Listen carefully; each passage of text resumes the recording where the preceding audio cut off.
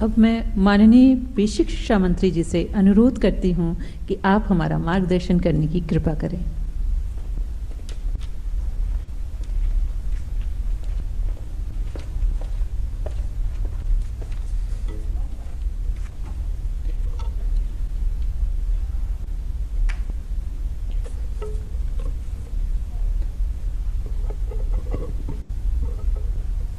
आज एक बार फिर से उत्तर प्रदेश के लिए एक ऐतिहासिक अवसर है जब हमारे 6,500 से अधिक शिक्षित युवाओं को एक उनके जीवन का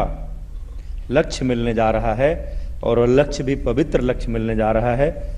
माँ सरस्वती के पावन सानिध्य में बच्चों को शिक्षित करने का सौभाग्य मिलने जा रहा है। इस अवसर पर 69,000 शिक्षक भर्ती के अवशेष पदों पर नियुक्त शिक्षकों के नियुक्ति पत्र वितरण समारोह के आज के हमारे माननीय मुख्य अतिथि परम श्रद्धेय माननीय मुख्यमंत्री श्री योगी आदित्यनाथ जी, इस अवसर पर हमारा उत्साहवर्धन के लिए जो हमेशा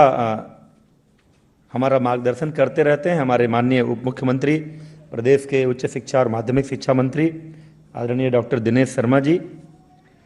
बेसिक शिक्षा विभाग के प्रमुख सचिव दीपक कुमार जी,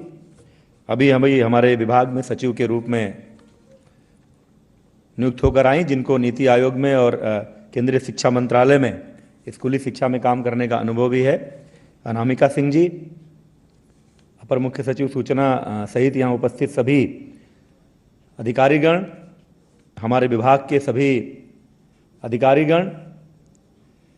आप सब जानते हैं आज ही प्रदेश के समस्त जनपदों में सभी माननीय प्रभारी मंत्रीगण की उपस्थिति में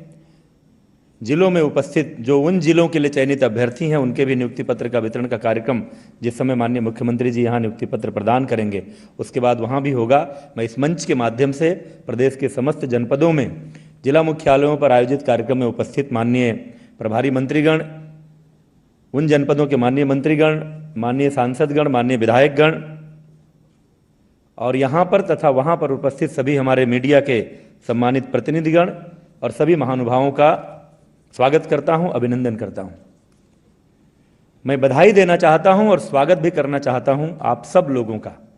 जिनके लिए आज का यह कार्यक्रम आयोजित हुआ है। जो 250 नवनियुक्त अभ्यर्थी यहाँ पर बैठे हैं, जिनमें से 10 लोगों को मंच से माननीय मुख्यमंत्री जी के करकमलों से भी नियुक्ति पत्र मिलेगा, शेष लोगों को इस सभागार में मिलेगा और पूरे प्रदेश के सभी जनपदों में उपस्थित उन सभी 6,500 से अधिक अभ्यर्थियों को 6,696 को जिनको उत्तर प्रदेश बेसिक शिक्षा विभाग के सदस्य के रूप में शामिल होने का अवसर मिल रहा है, मैं उनका स्वागत करता हूं, अभिनंदन करता हूं और बधाई देता हूं कि आप उत्तर प्रदेश की योगी सरकार के मिशन रोजगार के परिणाम स्वरूप आज हमारे विभाग के सदस्य के रूप में यहां पर उपस्थित हैं। मित्रों, बहुत सारा विभाग के बारे में हमारे प्रमुख सचिव ने कहा है, मैं इन बातों को दोहराऊंगा नहीं, लेकिन 2017 में जब से उत्तर प्रदेश में माननीय मुख्यमंत्री जी के नेतृत्व में नई सरकार बनी है, मेरे जैसा अर्थशास्त्र का विद्यार्थी जब इस पूरे सरकार के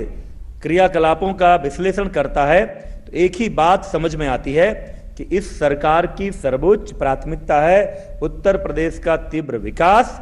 उत्तर प्रदेश के नौजवानों को रोजगार और बेहतर कानून व्यवस्था और बेहतर अवस्थापना सुविधाएं, वो सुविधाएं चाहे सड़क की हो, चाहे बिजली की हो, चाहे अस्पतालों की हो, चाहे स्कूलों की हो, बेहतर इंफ्रास्ट्रक्चर खड़ा करके उत्तर प्रदेश को एक उत्तम प्रदेश के रूप में स्थापित करना। आज अवसर नहीं है कि शेष विषयों पर हम बात करें, लेकिन आप याद करिए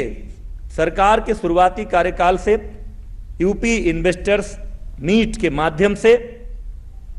वह निवेश का प्रयास जिसके अंतर्गत लाखों करोड़ों के मेमोरेंडम ऑफ अंडरस्टैंडिंग साइन हुए और लाखों करोड़ों के निवेश पर काम शुरू हुआ है, वह भी उत्तर प्रदेश के तीव्र विकास के साथ ही साथ प्रदेश के युवाओं को रोजगार देने का एक प्रयास था। लेकिन माननीय मुख्यमंत्री जी को उतने भर से संतुष्टि नहीं थी। प्रत्यक्ष रूप से उत्तर प्रदेश सरकार के माध्यम से उत्तर प्रदेश की जनता की सेवा करने का अवसर जो लगातार प्रदेश के नौजवानों को देना चाहते हैं, उसका परिणाम यह है कि प्रदेश सरकार के मिशन रोजगार के अंतर्गत 4 साल के कार्यकाल में, और इस कार्यकाल में जिसमें 1 साल से अधिक का समय कोरोना की गिरफ्त में रहा है,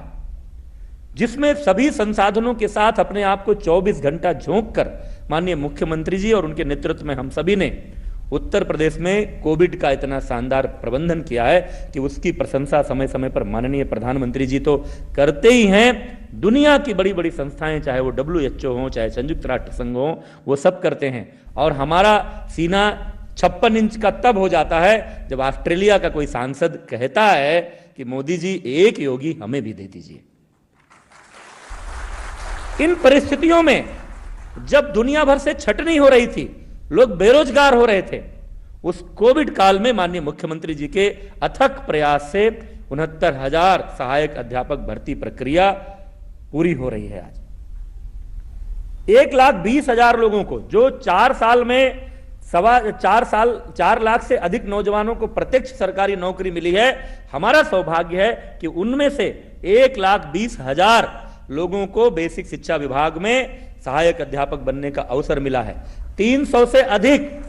ब्लॉक लेवल के हमारे ब्लॉक एजुकेशन ऑफिसर, खंड शिक्षा अधिकारियों को थोड़े दिनों पहले ही इसी सभागार में माननीय मुख्यमंत्री जी ने अपने कर कमलों से नियुक्ति पत्र दिया है। और आज जब यह नियुक्ति पत्र वितरण का कार्यक्रम संपन्न होगा तो यह संख्या केवल बेसिक शिक्षा विभाग में 1.25 लाख से ऊपर होगी। लगातार यह कोशिश हो रही है कि प्रदेश के जो शिक्षित होनहार नौजवान हैं, उनको व्यवस्था का अंग बनाकर उनकी प्रतिभा का उपयोग करते हुए इस प्रदेश को आगे बढ़ाया जाए। लेकिन मित्रों, दुख तब होता है जब इस पुनीत अभियान में भी बाधाएं खड़ी करने की कोशिश की जाती है। आज का अवसर ऐसा नहीं है कि मैं कोई राजनीतिक बात करूं, लेकिन आप सभी नौजवान यहां बैठे हैं, प्रदेश के सभी जिलों में सभी अभ्यर्थी बातों को सुन रहे हैं, और आप जिनके बीच रहते हैं उनमें से तमाम लोगों को गुमराह करने की कोशिश की जाती है।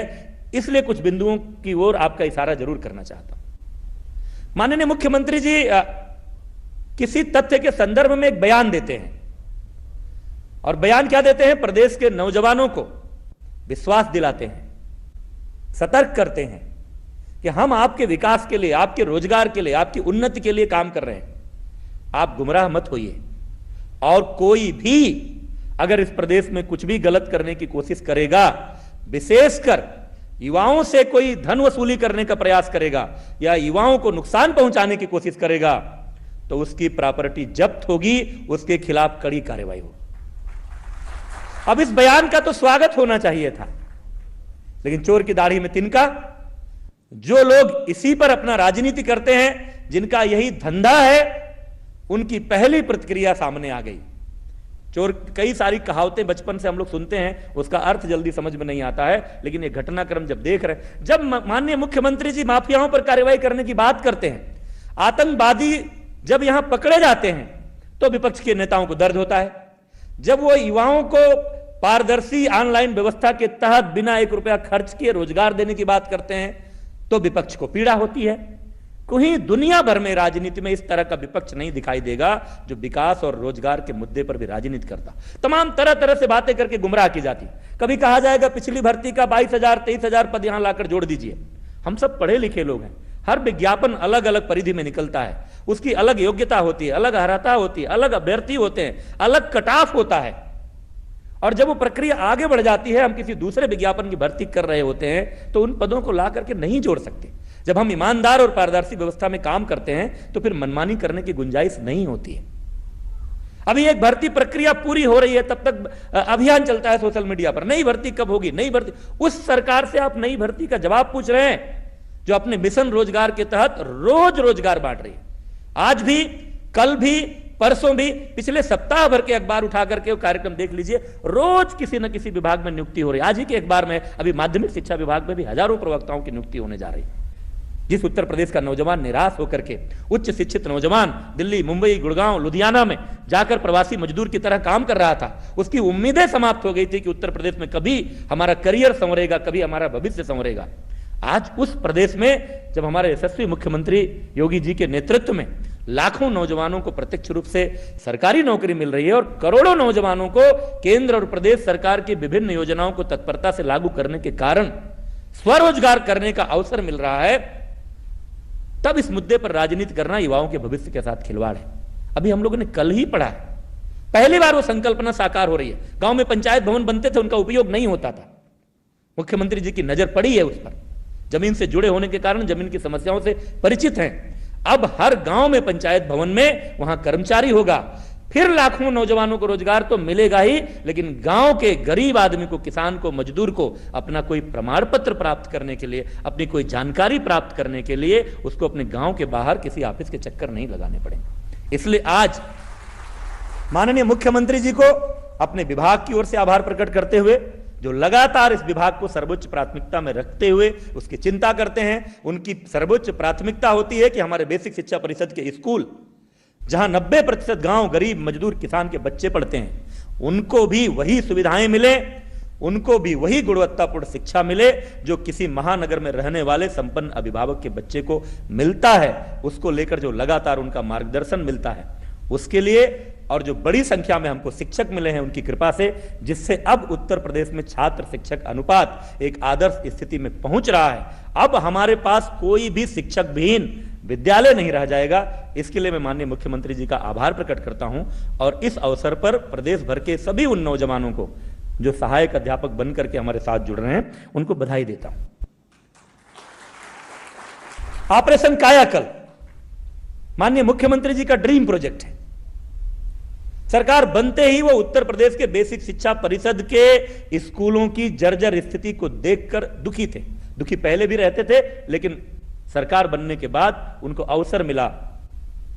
उनमें सुधार करने का। और आज हम गर्व के साथ कहते हैं, और मैं नहीं कहता हूं, आम जनता कहती है, पत्रकार मित्र कहते हैं, विपक्षी नेता भी कहते हैं कि उत्तर प्रदेश के स्कूलों की तस्वीर देखने लायक नहीं थी। लेकिन आज किसी गांव की सबसे खूबसूरत अगर कोई तस्वीर देखने को मिलती है तो प्रदेश के स्कूलों को ही मिलती है। आज उनकी बाउंड्री है, उनकी रंगीन चित्रकारी है, वहां पर फर्श है। पहली बार प्रदेश के सरकारी स्कूलों में फर्श पर टाइल्स दिख रहे हैं, पीने की पानी की व्यवस्था है, पंखे हैं, खिड़की है, दरवाजे हैं, किचन सेट है। और मैं सभी जनप्रतिनिधि आज जो हमारे जिलों के साथ जुड़े हैं, मैं उनसे अनुरोध करूंगा कि माननीय मुख्यमंत्री जी के ड्रीम प्रोजेक्ट को पूरा करने के लिए दिसंबर 22 तक जो हमारा संकल्प है सभी विद्यालयों को कायाकल्प का अभियान पूरा करने का, जिसमें हमारे पंचायत प्रतिनिधियों ने और हमारे जनप्रतिनिधियों ने बड़ी महत्वपूर्ण भूमिका निभाई है, आप सब मिलकर दिसंबर 22 तक हमारे उस लक्ष्य को पूरा करें। अभी कुछ दिनों पहले एक ग्रेडिंग आई है केंद्र सरकार की, परफॉर्मेंस ग्रेडिंग इंडेक्स जारी किया है भारत सरकार के स्कूल शिक्षा विभाग ने। जब सरकार बनी थी अभी तब एक आंकड़ा आया था,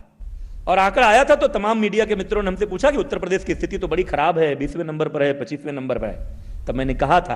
कि आंकड़ों को इकट्ठा करने की तकनीक को समझिए। ये आंकड़े 2017 के पहले के हैं, पिछली सरकार के 12 से 17 के आंकड़ों के आधार पर यह रिजल्ट आया है।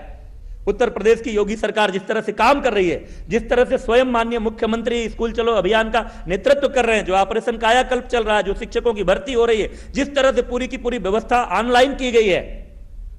शिक्षकों का प्रशिक्षण हो रहा है, छात्रों की सुविधाएं बढ़ाई गई हैं। जब योगी सरकार के कार्यकाल के आंकड़े आएंगे तो उत्तर प्रदेश देश के टॉप 10 में होगा। ये मैंने उस समय कहा था जब मैंने ये दायित्व संभाला था। लेकिन आज मुझे प्रसन्नता है कि 2017-18 से ये जो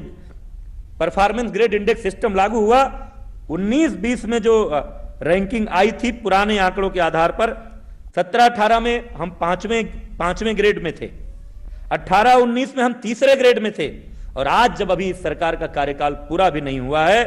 तो जब 19-20 के आंकड़ों के आधार पर ग्रेडिंग जारी हुई है, तो उत्तर प्रदेश आज ग्रेड 1 में आकर खड़ा है। और हमारा लक्ष्य है कि जब 2022 के आंकड़ों के बाद ये इंडेक्स जारी हो, तो जो भारत सरकार ग्रेड 1+ और ग्रेड 1++ देती है, हम उस श्रेणी में पहुंचाने को कटिबद्ध हैं। और निश्चित रूप से माननीय मुख्यमंत्री जी के इसी तरह के मार्गदर्शन और नेतृत्व में हम वो करके दिखाएंगे। और इस ग्रेडिंग के 4 जो पैरामीटर हैं, चाहे वो एजुकेशनल इंफ्रास्ट्रक्चर का पैरामीटर है, चाहे वो इक्विटी का है जो समावेशी शिक्षा है, जिसमें दिव्यांग और ऐसे सारे बच्चों को, आउट ऑफ स्कूल बच्चों को शामिल करने की प्रक्रिया है, चाहे वो लर्निंग आउटकम की बात है, इन सभी आयामों में उत्तर प्रदेश ने बेहतर किया है, जिसकी प्रशंसा भारत सरकार ने भी की है। अन्य तमाम सारे मुद्दे हैं जिसकी चर्चा हमारे प्रमुख सचिव ने की है, मैं उस दोहराव में नहीं जाना चाहता हूं। मानव संपदा पोर्टल एक ऐसा क्रांतिकारी अस्त्र हमारे विभाग ने अपनाया, और जिस तरह से माननीय मुख्यमंत्री जी के निर्देशानुसार हम एक एक बच्चे का डेटा आधार नंबर के साथ फीड कर रहे हैं, आने वाले दिनों में कोई भी अवास्तविक आंकड़ा हमारे सामने नहीं होगा। हमारे पास एक्चुअल फिगर्स होंगे, कितने टीचर, कितने बच्चे, किस स्कूल में कितने बच्चे, कौन कौन बच्चा कहां पर है, किस सामाजिक संपर्क का कौन सा बच्चा है, कौन सी सुविधाएं किसको कितनी मिल रही हैं, इन सब पर हम तेजी से काम कर रहे हैं। पिछली सरकारों के समय में बड़े पैमाने पर फर्जी भर्ती हुई थी। मैं उनको फर्जी शिक्षक नहीं कहता, क्योंकि शिक्षक कोई फर्जी नहीं होता, लेकिन फर्जी लोग जो चयनित नहीं थे भर्ती परीक्षा के आधार पर, उन लोगों को पैसे लेकर गुमराह करके उनके साथ विश्वासघात करके नौकरियां दी गई थी। हमारे इसी मानव संपदा पोर्टल पर आंकड़े फीड करने के कारण बड़ी संख्या में उनकी छटनी हो रही है, उनको बाहर किया जा रहा है, क्योंकि शिक्षा विभाग में अगर इस तरह की प्रक्रिया चलेगी तो हम उन शिक्षकों से किस शिक्षा की उम्मीद कर सकते हैं। इसलिए आज के इस अवसर पर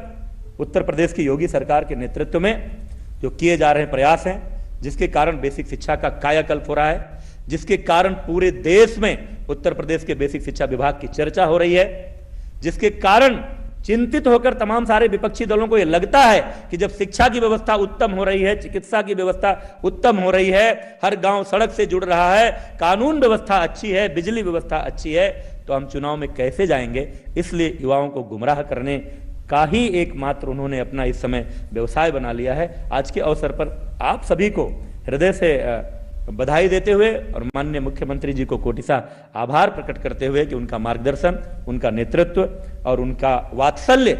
जो इन छोटे बच्चों की शिक्षा से जुड़े हुए विभाग पर जैसे अभी तक बना रहा है, आगे भी बना रहे, ताकि हम उत्तर प्रदेश की बेसिक शिक्षा व्यवस्था को देश की सर्वोच्च व्यवस्था के रूप में स्थापित कर पाएं। इतना ही कहते हुए आप सभी लोगों ने इस कार्यक्रम को सफल बनाने में जो योगदान किया है, उनसे जुड़े हुए सभी लोगों को बधाई और आभार प्रकट